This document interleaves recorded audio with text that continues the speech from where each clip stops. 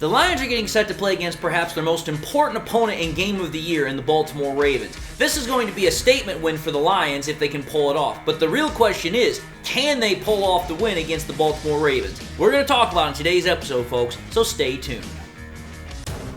It started with an owner who had a last name fans despised, hiring a coach that the experts thought was crazy. But I got a plan, I swear to you. Who traded for a QB that was said to be washed up. They said the Detroit Lions would never amount to anything, that it would always be the same old Lions. But this team, our team, has a new identity, defined and expressed by the crazy head coach. Doesn't matter if you have one ass cheek and three toes, I will beat your ass. Led by the QB that nobody thought was good. Motor City Mania is in full swing and ready to start. So join the show and be prepared for kneecap biting, because Motor City Mania starts right now. Hello everyone, and welcome back to yet another episode of MCM Motor City Mania. I'm your host David T. Pike, and we're diving in right now. As always, I just want to say thank you all for those that are returning to the show. Thank you all for coming back. Thank you all for your view, your support, your patronage. Thank you all for everything that you do. And to all the newcomers that are tuning into the show, hopefully you guys enjoy the content. Hopefully also I gain your subscription. And to everybody out there, I just want to say God bless, and let's dive into the content. So here's the thing, folks.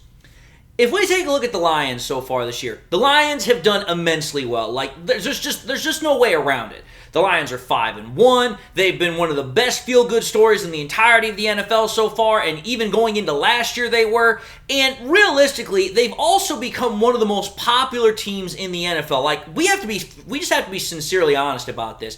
If you take a look at any away game that the Lions have played at this year, there is almost always more Lions fans in the stands at the away games than there are the opposing home fans. And that right there is something that's very, very telling. That's something that's very, very interesting to note, because it's like, one, I guarantee you that at least some of those fans are from the local area, but it also shows how well our fans travel to go to different places to watch our team play. So again, the Lions have been just absolutely on a roll so far this year. 5-1, the fans are traveling, the fans are supportive, the Lions are winning games. It's just an absolutely really great start for the Lions. And again, it's not just us fans, it's not just the local fans and stuff like that. You have to think about it from this perspective too. A lot of national media analysts, they all consider the Lions right now a top team. And just as many of those analysts are also starting to push that the Lions could also make a deep playoff run. And even some on top of that have also said that they think that quarterback Jared Goff could be an MVP candidate. Just like I talked about in a previous episode. I'll put that episode link up at the top. But what you have to think about this is kind of keeping everything in perspective. Because this changed perspective that the Lions have right now is backed up by a whole bunch of different things. Again, it's not just fluff. It's not just because the Lions are a feel-good story. It's not anything like that. The Lions actually have, how should I say this? They have facts, they have data, they have everything that backs up why they are in the position they are right now. First of all, let's take a look in terms of production. Over the last 16 games, the Lions have won 13 of them. They're a top 5 offense over 2 straight years, and right now they're currently a top 10 fringe defense. When you think about it, the Lions are doing everything right. They're winning a lot of games. Both sides of the ball are playing extremely well. And then you have to take a look at it from one more perspective. In terms of the big-time games that the Lions have gotten this year, think about this. The Lions have already played 2 primetime games this year, pardon me. But ever since last year, they've had 3 primetime games that they've all won, because we had the last one against the Packers last year, and we've had 2 this year, against the Packers and also against the freaking Chiefs. Here's the funny part about that. All 3 of those games, those 3 primetime games, we won. And oh, by the way, all 3 of those primetime games that we won were also on the road. So again, the Lions are showing that they're not just a home team. They're not just a team that, hey, you know what, we're just going to beat up against the little teams or the teams that are not good enough. No, we can beat the big teams, we can beat the little teams, we can win in the big games, we can win in just the normal games. The Lions are showing that they are a complete all-around team, which is why a lot of this difference in perspective has originated. So that's kind of like setting everything up here. So, as I just pointed out, very, very eloquently, I hope, is this. The Lions have done extremely well recently. However, as always, there are going to be people who still doubt the Lions' newfound success. I'm going to be fair and honest here because I like to be fair with my analysis and my assessments. The Lions are newfound success finders. They're doing well, extremely well right now. They haven't had a long-standing success rate, if you know what I mean. Again, this is the best Lions team that the NFL has seen in virtually 30 years. And you have to think about it. Why some of these people are doubting the Lions is coming from this game that we've got coming up, which is the whole basis of this episode. The game against the Ravens tomorrow, where we travel to Baltimore to play the Ravens. And you have to think about it.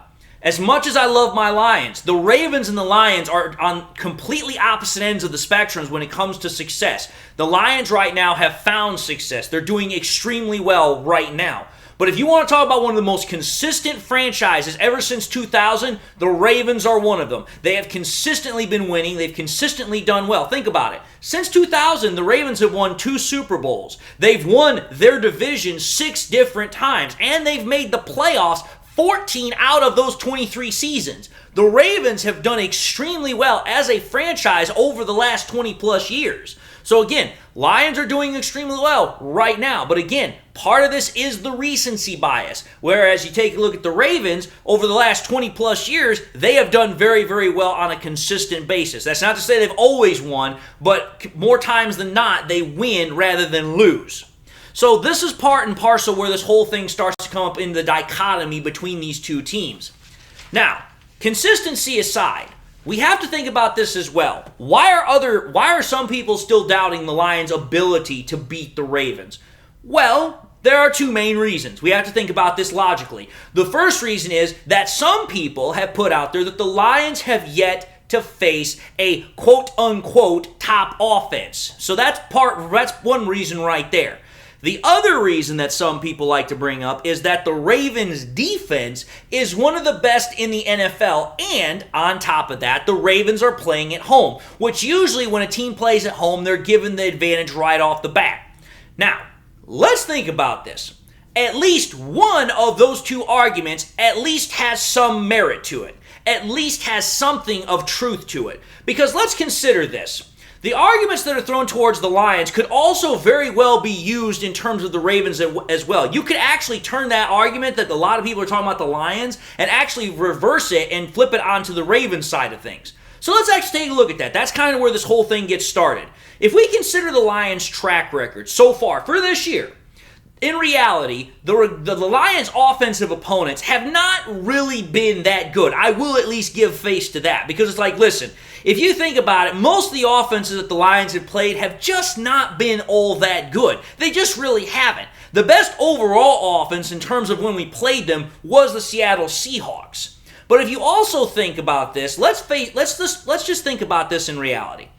The whole idea that the Lions have not really played a top offense is kind of an irrelevant one on 2 separate counts. The first one is that the Lions played by far and in large, in most people's opinions, the best player in the NFL in Patrick Mahomes, and we still beat him. And I know, again, I'm going to put this out there because I know some Ravens fans is going to say this, oh, but you didn't play Travis Kelce, you didn't play Chris Jones. It doesn't matter. I know that fact just as well as anybody else, but again, it matters who you bring to the dance when you play them.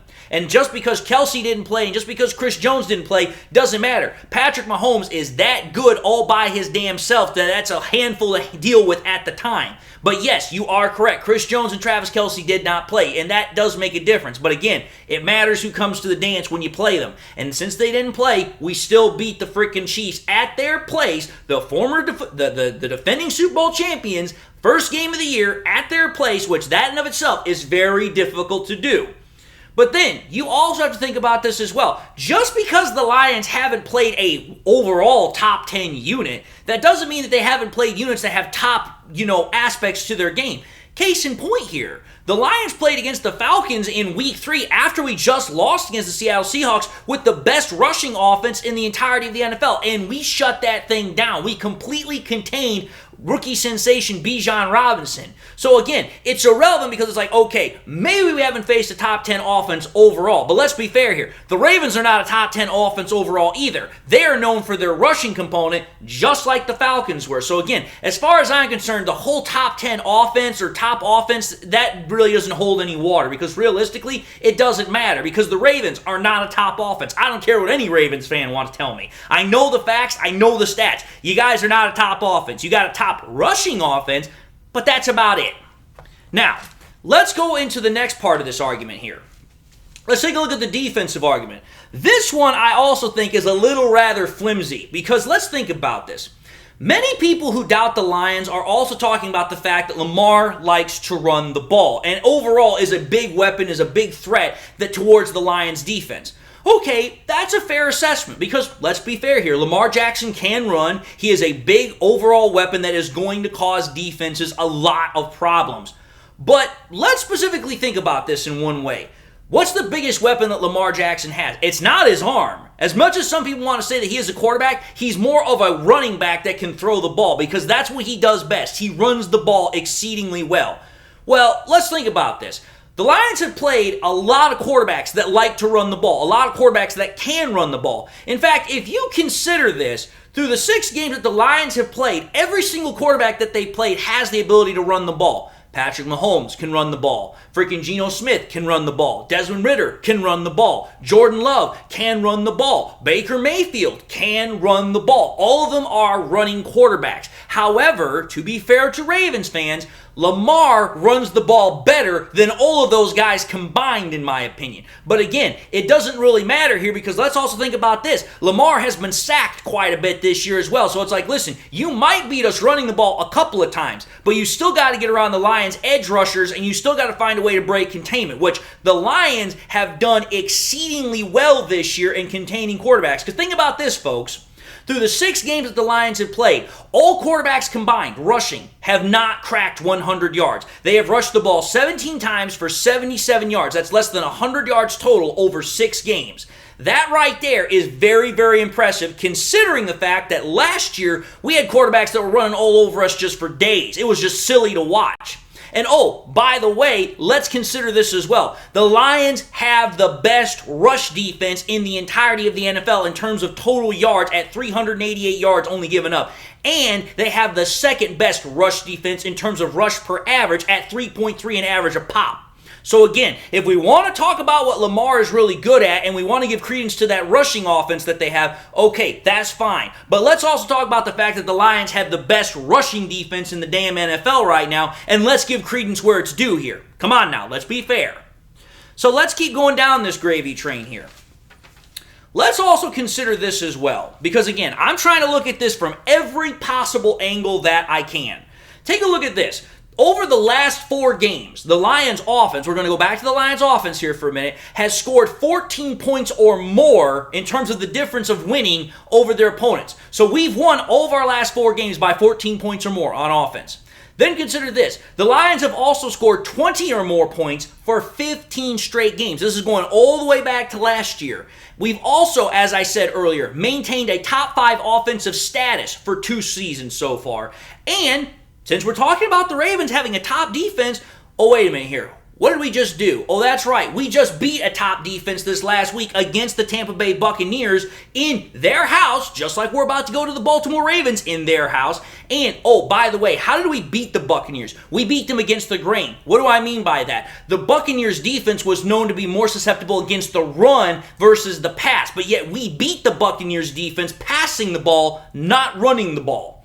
So, if you think about this, the Lions also have to keep something in perspective here. The Lions should have all of their offensive weapons for this game, save one, and that's David Montgomery. That's going to be a big blow, but to kind of circumvent that a little bit, to kind of soften that blow a little bit, we are going to get back Jahmyr Gibbs, and we're going to have all the rest of the ensemble as well. And there's also a good chance that we should get Big V back to plug into that offensive line to give a fully healthy offensive line, or as close to fully healthy as possible. So again, if you think about it, the Lions offense is still in a very good position to go up against this very stingy, very tough Ravens defense.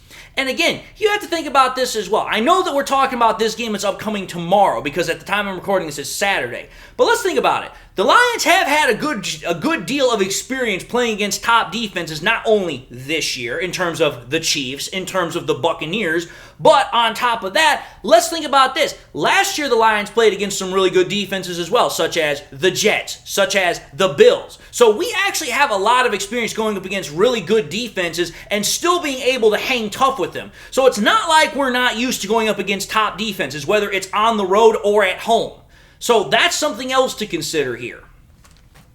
Now, the one other thing I also want to consider moving forward, now we're going to move to the Ravens. Let's consider this about the Ravens. If you take a look at the Ravens' offense, their offense is mostly a middle-of-the-road offense. Let's just be fair and honest here. I know there's going to be a Ravens fan that's going to want to argue with me, but you have to be fair when you take a look at the data and the analysis. Your guys' offense is a middle-of-the-road offense. You have a top 5 rushing attack. Let's think about this. It's top 5 in terms of rushing yards, but if you actually put in the rushing average, it's closer to a top 10 rushing attack. But your passing attack is very, very subpar. In fact, let's just do this for comparison. Let's compare Jared Goff versus Lamar Jackson here. If you take a look at what Jared Goff has done this year, virtually a top 5 contender in terms of quarterback play across the board. And I'll put the stats up as I'm talking about this. In terms of yards, passing touchdowns, in terms of QBR, passer rating, completion percentage. Jared Goff is top 5 across the board. There's no contest. But if you take a look at Lamar Jackson, his stats don't even really scratch the surface. It's very, very subpar. If I recall correctly, he's barely got over 1,100, 1,200 yards. He's only got 5 touchdown passes to 3 interceptions. His QBR rating from ESPN is sub 60, and his passer rating, I think, is like 93. That's very, very average for a quarterback that's up there in the top 3 in terms of earning power. So it's like, for me, I'm like, dude, if you're going to pay your quarterback all that amount of money, the stats should reflect the amount of money you're getting paid, but that's not happening with Lamar Jackson. So again, very, very middle-of-the-road offense. Great rushing offense, don't get me wrong, but very, very subpar passing offense. Now, let's flip on the other side of this. Let's go off from the offense of the Ravens to their defense.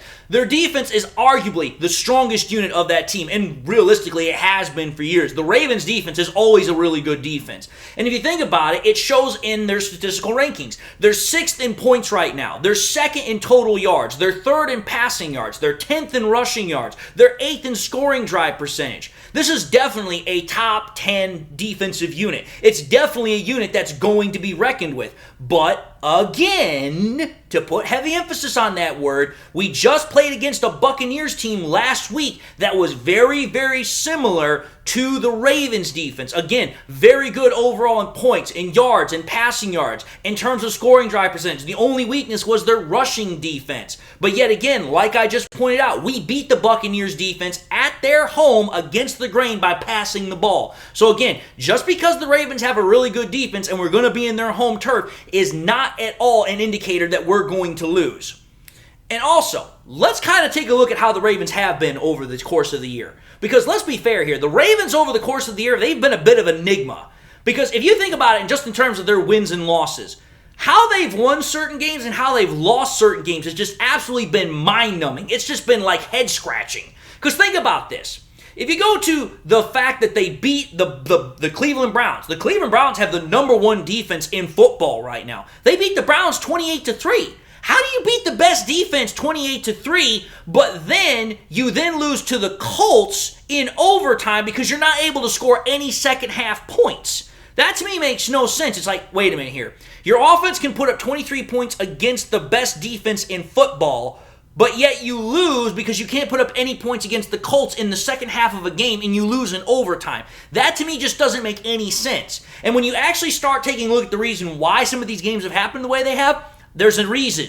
The reason is the Ravens are susceptible, very susceptible for turnovers both for and against them. Because think about this. When they beat the Browns that week, 28-3, is because the Browns quarterback, DTR, he threw 3 interceptions in that game, that pretty much buoyed, if you will, the Ravens' ability to win the game. Because if you get 3 interceptions, get 3 turnovers, you're more than likely going to win a game. Then you think, look at this. They lost to the Steelers. The Steelers' offense is crap this year. How do you lose to the Steelers when you have one of the best defenses in football? Oh, that's right, because the Ravens gave up 3 turnovers that game. They gave up an interception and 2 fumbles. 2 of those turnovers came from Lamar Jackson himself. And then you take a look at the loss to the Colts. How did they lose that game? Again, turnovers. They had 2 fumbles in that game. My whole point is this. The Ravens' offense is very susceptible to both getting turnovers from their defense to help them win games, and is also very susceptible to losing games when they have turnovers. So one of the biggest key points that I would say for the Lions' defense is this. You've got to get the ball from the Ravens' offense via turnovers, whether it's fumbles or interceptions.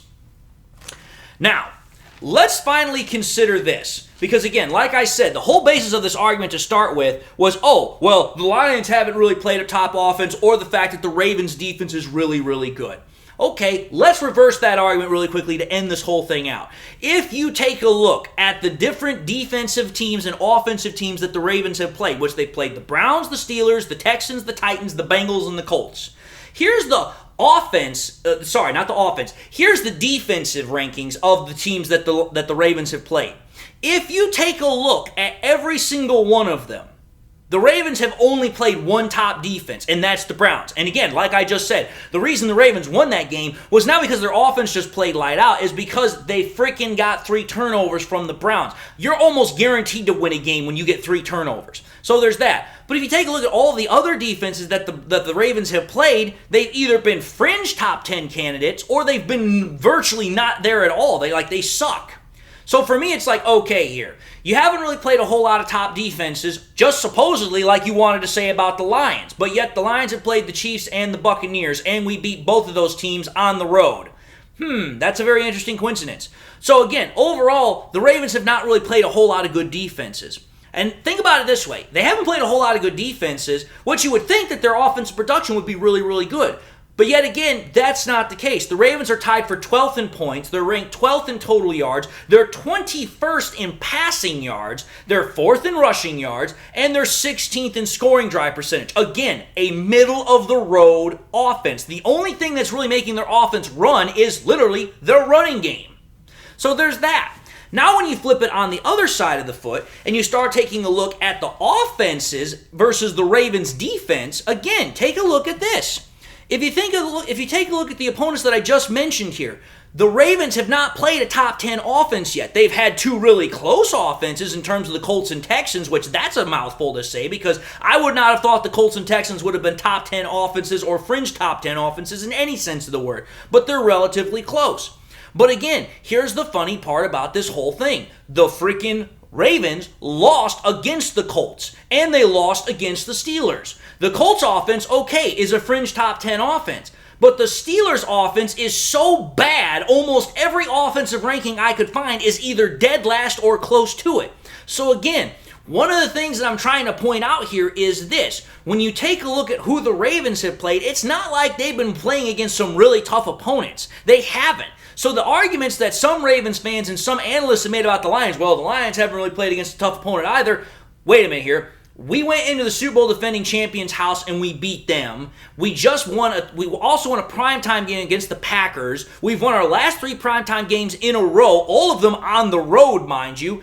And on top of that, the Lions defense is playing at a fringe top 10 level, and the Lions offense has continued to maintain its dominance over the last 2 years. So it's like, I'm really trying to have a hard time here to be like, okay here, what the hell is the problem here? I'm not saying that the Lions are definitely for sure going to win against the Ravens, because I still believe in the theory of any given Sunday. But to me, it's like, for people that want to say that the Ravens could potentially steamroll us, I don't think that's likely to happen either. I honestly think that this is going to be a really, really good football game. I expect it to be a somewhat low-scoring affair because, again, you got 2 really good defenses going up against a middle-of-the-road offense and a top-5 offense. So I'm expecting maybe this to be something very, very similar to what we saw last week against the Buccaneers. The Lions might find a way to score 20, 24, some points like that, but I'm not really expecting the Ravens to put up a whole lot of points. And realistically, throughout the course of the year, the Ravens offense hasn't had to put up a whole lot of points because their defense has really suffocated opposing offenses. So that's going to be something else the Ravens aren't used to. They're not used to another team putting up a lot of points, which then puts more pressure on the Ravens offense to score said points. But I already know this as well. I know somebody's going to say, but David, you still have to contend for Justin Tucker. I'm not going to talk about that because that kick should never have counted in the first place. But again, yes, Justin Tucker is the best kicker in NFL for a reason. But my whole point is this. I expect this to be a really good game. I expect if the Lions win this is definitely a statement win. And if we win this game, the hype machine is just going to get much more amplified than what it already is. But in any case, I figured I presented all of this evidence. It took me a while to put it all together, especially with the fact that I'm moving right now. I'm getting set to move to New York. But at the same time, I want to make sure I keep giving you guys some good content. So without further ado, I just want to say thank you all for watching yet another episode of MCM Motor City Mania. If by chance you liked what you saw, by all means, I highly encourage y'all to do one of these three things or all three of them. Like, comment, and subscribe to the channel. If by chance you subscribed in the past and you forgot to do so at the time, or you just subscribed and you've not yet had a chance to do so, first and foremost, I again want to highly encourage y'all to subscribe. But if you have subscribed, I also want to encourage y'all, please make sure you hit that bell notification icon at the bottom of the page as well, so that way you never miss any more content that I push out. Again, subscription numbers are always going up, but we want to make sure you keep pushing on that bell notification so that way as soon as I push out something, you're always in the know-how and I can always get you guys coming back here so we can have more good football conversations. I also encourage y'all, please, share this content with your Lions friends and family members. Share it here on YouTube, share it on Twitter, share it on Facebook. Share it anywhere and everywhere that you can with anybody and everybody that you can. Let's keep getting more people to this channel. Let's keep growing it and building it. And with that, folks, I just want to again thank you all for your time, thank you all for your view, your support, your patronage. Hopefully I gained your subscription if I hadn't already. And I just want to say God bless. And until the next time we meet, I'll see you all in the next episode.